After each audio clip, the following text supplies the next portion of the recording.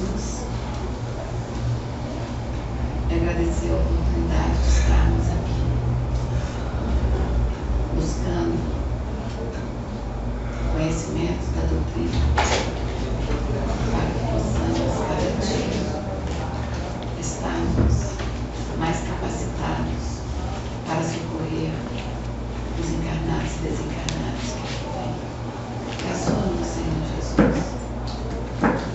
Caia sobre nós neste momento, acalmando os nossos corações, os nossos pensamentos, silenciando a nossa mente, para que possamos absorver da melhor forma tudo o que ouvimos na noite de hoje. Obrigada, equipe espiritual dessa casa, que nos deu a oportunidade de participar deste trabalho. Graças a Deus. Boa noite a todos. Hoje nós vamos falar sobre o serviço de assistência físico e espiritual, né? Que é o principal serviço que é feito no dia de terça-feira, né? Que consiste no tratamento que é feito nas salas e também o passe.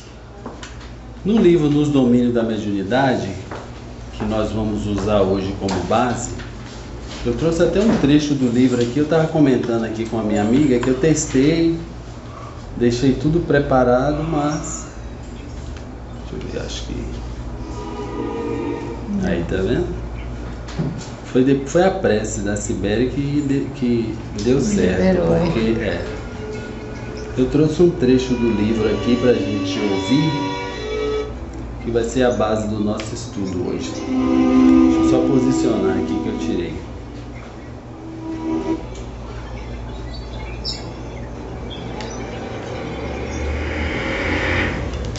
Se dá pra gente ouvir.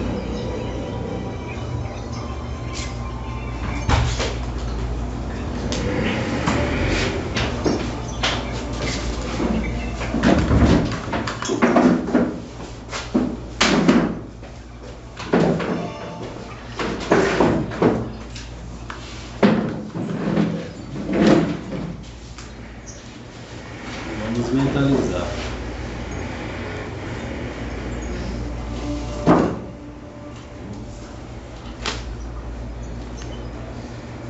Nossa, testei tanto isso. Eu fico com esse rádio na minha oficina o dia inteiro ouvindo, tá vendo? Ele não está acostumado com as energias boas do casa espírita.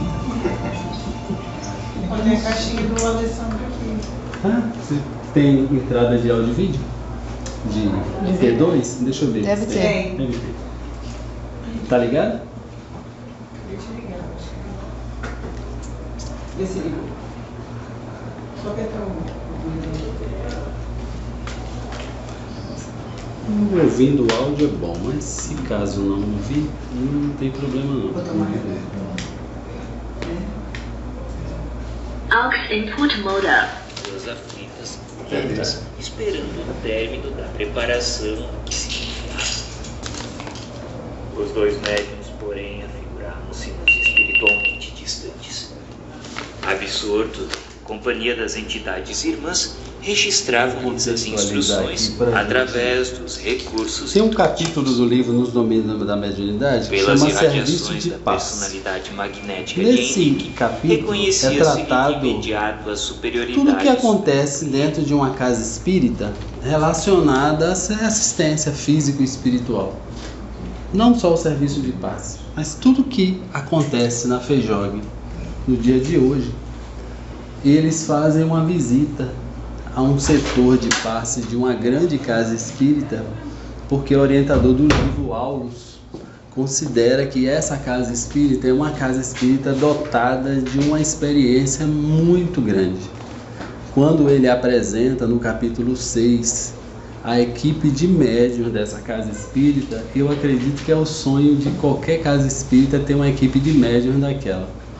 E aqui a gente vai ouvir alguns trechos e a gente vai ouvindo e vai comentando, tá? Tentar ouvir. Era ele dentre os dois, o ponto. Aqui o André Luiz, ele entra na câmara de passe e tem dois médiuns que ele chama médiuns de cura. E aqui nesse momento ele está fazendo uma apresentação do que é o médium. Vamos tentar ouvir aqui. Por isso, de certo, ao seu lado se achava o orientador espiritual mais categorizado para a tarefa. Aulus abraçou-o e não o apresentou gentil. O irmão Conrado, nosso novo amigo, enlaçou-nos acolhedor. Anunciou que o serviço estaria à nossa disposição para os apontamentos que desejássemos. E o nosso instrutor, colocando-nos à vontade, autorizou-nos dirigir a Conrado qualquer indagação que nos ocorrer. Mas nossas, nunca poderemos esquecer. Eu consigo falar aqui pelas questões que eu trouxe. Então quando o orientador Aulus entra na câmara de passe, ele apresenta para o André Luiz 2 médios, um homem e uma mulher. E ele diz que o orientador espiritual tem um médium encarnado do sexo masculino e um do sexo feminino. No plano espiritual existem 2 espíritos que estão tutelando esses 2 trabalhadores dentro da câmara de passe. Ele também diz que esses 2 médiuns são médiuns de cura que vão fazer o passe. Aí ele dá o primeiro ensinamento, que o médium de cura, como muitas vezes algumas pessoas associam, e até a literatura não fala isso, mas passa a ideia de que médium de cura é aquele médium tipo Peixotinho, tipo as médiums que o William Crook usava, né? A Rosa, muito famosa no Amazonas. E não necessariamente o médium de cura é aquele médium que vai permitir o efeito físico nem a materialização do espírito. Todas as pessoas que entram na câmara de passe, elas vão desenvolvendo aos poucos a mediunidade de cura. Kardec, no livro dos médiuns, ele fala em 38 páginas sobre a mediunidade de cura. Então, o que diferencia nós de um Peixotinho da vida, todo mundo que participa de um serviço de paz, é o grau, a nossa capacidade de magnetismo e alguns elementos de mediunidade, porque para ser um médium de cura, capaz de promover a materialização de objetos, o transporte de objetos e também a manifestação de um espírito, para que ele se materialize, é que esse médium possui outros elementos de mediunidade. Mas basta alguém estar dentro de um serviço de paz, ele vai aos poucos desenvolvendo a mediunidade de cura, que é desde essa mediunidade simples a chegar a um nível de Francisco Cândido Xavier, não é? Ou um nível de Jesus, lá no universo muito distante da gente. Então o primeiro ensinamento que ele fala, que ele nos passa é isso: nós somos médiuns de cura com graus diferentes. Todo mundo que participa dos serviços são treinados para fazer o passe. Outra coisa que ele fala é que a atmosfera da casa espírita é diferente da atmosfera de fora. Aqui dentro, o ar é recheado de elementos magnéticos que nos fazem sentir melhor do que quando a gente ultrapassa o cerco magnético da FEJOG e de qualquer outra casa espírita. Lá fora, o ar é mais pesado, é mais carregado de miasmas das outras pessoas que estão no ambiente externo, e aqui dentro é mais leve. Dentro da casa espírita, o lugar onde tem a melhor energia é a câmara de passe. Aí André Luiz pergunta: mas Aulus, por que neste lugar específico aqui nós temos uma energia ainda mais pura, mais sublime do que os outros locais, até mesmo da casa espírita? Aí ele diz: porque aqui é o altar da fé de todas as pessoas que vêm aqui. É onde a pessoa exterioriza os seus melhores pensamentos, os seus desejos, os seus anseios de cura, de fé. E a pessoa pensa assim: nossa, o passe vai me curar. Eu quero que passe me cure. Isso não acontece só no Espiritismo. Por exemplo, se você for em uma igreja católica, dentro das igrejas tem o Santíssimo, que é o local onde o padre guarda a hóstia que sobrou, fica ali dentro. O Santíssimo é equivalente à câmara de passe. Se alguém for médium de psicometria, tiver alguma sensibilidade mediúnica, quando entrar no Santíssimo vai perceber que existe uma energia diferente. E é assim em qualquer religião. O local onde as pessoas depositam mais a sua fé, mais os seus anseios, mais as suas necessidades de coração, ali se forma a atmosfera mais poderosa. Por isso que há uma recomendação que o Aulus dá, que nós vejamos sempre a câmara de passe como um lugar santo. Nós não podemos profanar o local onde é feito o passe. A câmara de passe é um local onde precisamos ter conversa edificante, precisamos ter um comportamento o tempo todo nobre. Tudo bem? Tem aí alguma... Vocês querem fazer algum comentário? Estou me educando hoje, porque senão eu falo sozinho, a noite toda. Na casa espírita não tem um local específico para dizer. É aquele local que é a câmara de passe. Porque algumas casas não, outras têm. Algumas têm, né? Tem, a maioria tem. Sim. A maioria tem. A maioria tem a câmara de passe. A FABEM mesmo não tinha construído. Tem um local que é a câmara de passe. A UEC tem, Jerônimo tem, todas têm. Que é o local onde... E curioso que nós, dentro de casa, podemos criar uma câmara de passe. Missionário da Luz, vamos ver o capítulo onde Aulus visita aquela jovem, e aí dentro do quarto dela, o André Luiz fala a mesma coisa. Nossa, até as paredes têm uma energia diferente. Ele fala, é porque aqui é o santuário onde ela faz as orações. Escolher um local Isso. específico, tipo, eu estou preferindo minha filha no quarto dela, fazer Exato. ensino. Quem aqui já assistiu aquele filme O Quarto de Guerra? Eu já assisti. Já assistiu ali.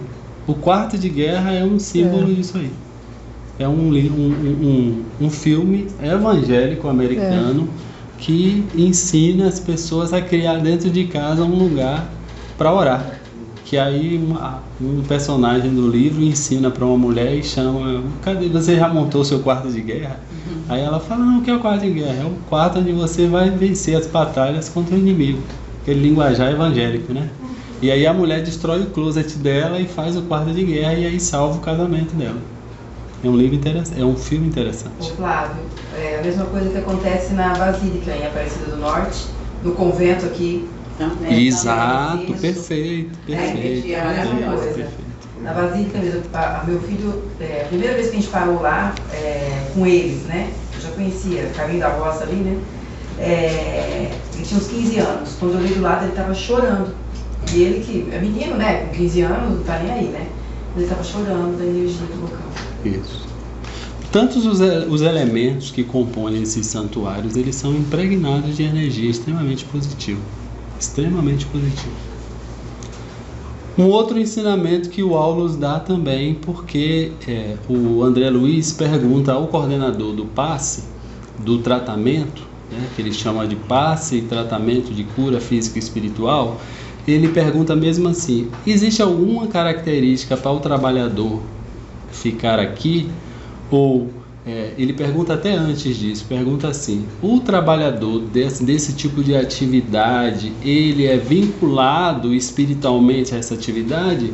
E aí o Aulus diz para André Luiz que todos os trabalhadores da casa espírita, todo tarefeiro da casa espírita foi designado pela esfera superior. Todo mundo foi chamado no plano espiritual, inclusive isso, como esse livro é o 8º, no 10º livro, ou no 11º, o André Luiz desdobra isso mais ainda, falando que nós, no plano espiritual, nos vinculamos à casa espírita e fechamos, entre aspas, um contrato dizendo assim, eu quero aquela atividade e me comprometo a permanecer naquela atividade. E aí ele trata em alguns aspectos desse acordo, melhor dizendo, não é contrato, é acordo, onde ocorrem situações onde a pessoa tem sucesso ou a pessoa desiste, o que ele chama de deserção do acordo de tarefeiro. Ele dá um nome até para isso, dizendo quando a pessoa, devido a um desentendimento, geralmente entre os companheiros da casa espírita, a pessoa deserta e deixa de fazer aquele trabalho. Aqui na Câmara de Passe, ele fala exatamente sobre isso, que a pessoa, para estar naquela atividade, ela se comprometeu no plano espiritual a ter, inclusive, alguns resguardos na sua vida. Ela recebe um treinamento para que ele se capacite a fazer aquele trabalho. Mas por que precisa fazer um treinamento para que a gente consiga fazer esse trabalho? E aí o Aulus responde ao André Luiz o porquê desse treinamento, porque ele diz assim, para que alguém faça parte de uma equipe de passe ou de atendimento físico e espiritual, é necessário que a pessoa tenha a prática de desenvolver algumas virtudes, como por exemplo a bondade, tentar ser o mais benevolente na vida possível, a mente pura, evitar o julgamento, não é? Quando entra um assistido pela 100ª vez e a pessoa não pensar, chegou um papapaz, essa pessoa não tem jeito, meu Deus, ela de novo, não é? Tudo isso vai inviabilizando a capacidade da pessoa desenvolver-se magneticamente para doar energia. Outro ponto que ele destaca, a humildade, porque um equívoco que ele comenta, não é? Que é muito comum o trabalhador do passe ou da assistência física e espiritual achar, é muito comum, e ele diz que esse é o maior equívoco de todos, que o tarefeiro dessa atividade acha que ele é dono da energia que o assistido está recebendo. E ele aqui é taxativo em dizer: ninguém se equivoque em pensar isso, porque não existe alguém dotado de maior capacidade, melhor qualidade do que outro. Ele diz, no máximo, num linguajar meu já, traduzindo a forma erudita que ele diz, no máximo nós somos melhores ou não tão boas tomadas. Tomada que está na parede. O que é que a tomada faz? A tomada gera energia? A tomada transmite energia. Então, no linguajar técnico, existe tomada de 5 amperes, de 10 amperes, de 20 amperes. Então, nós somos médios assim. Alguns com capacidade maior do que o outro, mas a energia não é nossa. Ele fala que esse é o erro mais comum. E diz que quando a pessoa começa a acreditar e colocar na cabeça dela que ela é um médium extremamente poderoso na doação, eu sou o cara, ocorre aqueles acidentes que nós temos ouvido falar na literatura e na vida real aí. Porque neste momento alguns espíritos percebem essa vaidade na pessoa, e como esses médios são extremamente úteis à espiritualidade inferior, dos médios que eles mais tentam dissuadir para fascinar, são médios magnetizadores, que são pessoas capazes de produzir fluidos eletromagnéticos, que esses fluidos são utilizados para muitas coisas. Esses médios são os mais visados. Então, quando eles percebem que o médio acha que aquilo é dele, eles veem a porta da vaidade lá e dizem, olha, é ali que a gente vai atacar. Por isso que o médio precisa perceber e entender que, no máximo, ele é uma excelente tomada, mas é uma tomada. A energia vem dos espíritos, vem de Jesus, vem de Deus. E que na hora que esses espíritos acharem que aquele serviço está fazendo mal àquela pessoa, corta a energia. Corta. Aí quem vai tomar conta desse médium são os outros, para fornecer outras energias. E aí responde a pergunta que muitas vezes a gente ouve algumas pessoas fazerem: por que médiuns que depois de anos fazendo trabalho, fazendo cura, se descobre que eles estavam fazendo mal também? Por que que eles estavam curando?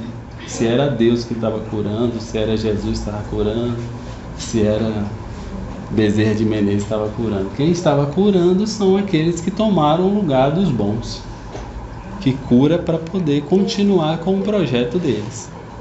Mas o próprio ser humano, os amigos do médium, assim, atrapalha, né, o crescimento dele. Começa os elogios.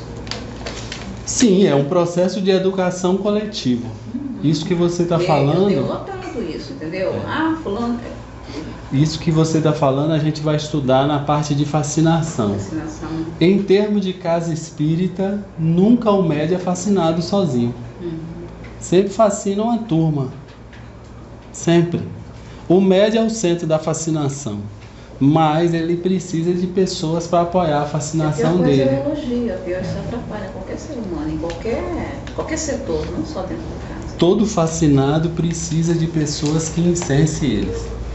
Todo fascinado precisa de pessoas que fiquem ali com um turíbulo na mão quando ele passar. Todo mundo. Não tem um fascinado que diga assim: eu fui fascinado dentro de uma casa espírita sozinho. Nunca. Ele tem um núcleo duro ali, ó, que protege ele. Não, você não vai mexer porque ele é meu protegido, ele é incrível, ele é fantástico. E incenso para lá e para cá. Fatal. Mas isso é um outro assunto.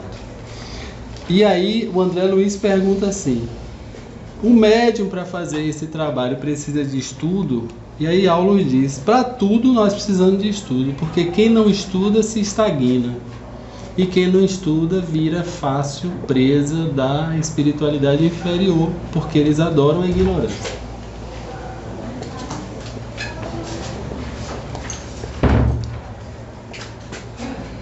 E aí? Tudo bem? Você tem algum comentário? Por que é que algumas pessoas, ao passarem pelo serviço de assistência física e espiritual e pelo passe, essas pessoas não têm melhora? Primeira pergunta, né? Acontece isso? E se acontece, por que acontece? Porque é importante a fé da pessoa, né? Acho que o primeiro ponto é a fé. Porque quem cura é a própria fé. Palavras de Jesus: vai, tua fé te curou. Né? Baseado nessas palavras. Para a gente conseguir alguma coisa, tem que haver mudanças. O merecimento também, né? Ainda você foi perfeita. O Aulus responde assim mesmo: porque a pessoa não tem fé. Usando ainda a analogia da elétrica. Se nós somos a tomada, a pessoa que vai receber a energia que vem de alguém, não é nossa, precisa ser o componente a consumir a energia. Se ele coloca o dedo lá na tomada, se ele coloca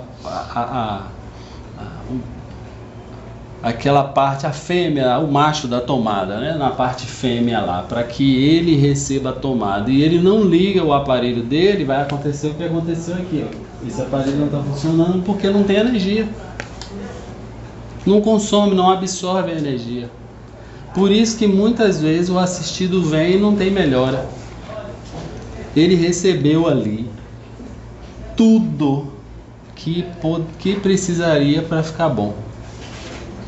E por incrível que pareça, mesmo que a equipe mediúnica não seja digna, se ele merecer, ele recebe tudo que ele precisa. Desculpa, eu esqueci. Olha que coisa interessante, né? Mesmo que a equipe mediúnica não seja digna, ele vai receber tudo que ele precisa se ele merecer. Por isso mesmo que ocorre curas em qualquer profissão de fé. Não importa se as pessoas têm doutrinas baseadas nas ideias do Cristo. Se for numa igreja que só fala em dinheiro e alguém for lá com fé e o pastor fizer aquela oração que não sai do coração dele, a pessoa é curada. Está lá também. Aulus fala isso com André Luiz. Porque ele pergunta, isso acontece no centro espírita? Porque tem gente que está saindo aqui que não absorve nada da energia. Ele disse, mas essas pessoas são o que os espíritos chamam de crentes negativos. Crente negativo, olha que coisa interessante. Crente negativo é aquela pessoa que só acredita da boca para fora. Só, eu acredito. Mas não consegue interiorizar nada de sua fé, não consegue produzir o que o orientador diz que é o elemento elétrico capaz de absorver o benefício que ele está recebendo. Porque um tratamento de passe pode curar até o câncer. Até o câncer. André Luiz está lá no livro Missionário da Luz. 10 sessões. Até o câncer, se a pessoa merecer. Olha que coisa. E muitas vezes a gente fala assim mesmo, né? Até em ato falho, quantas vezes eu já falei isso assim? Não, eu vim tomar só um passe. Tomar só um passezinho. Né? Não é só o passe, é o passe. Uma outra pergunta para... O que vocês acham que acontece de diferente nessa sala para as outras salas na terça-feira? Que pergunta, hein?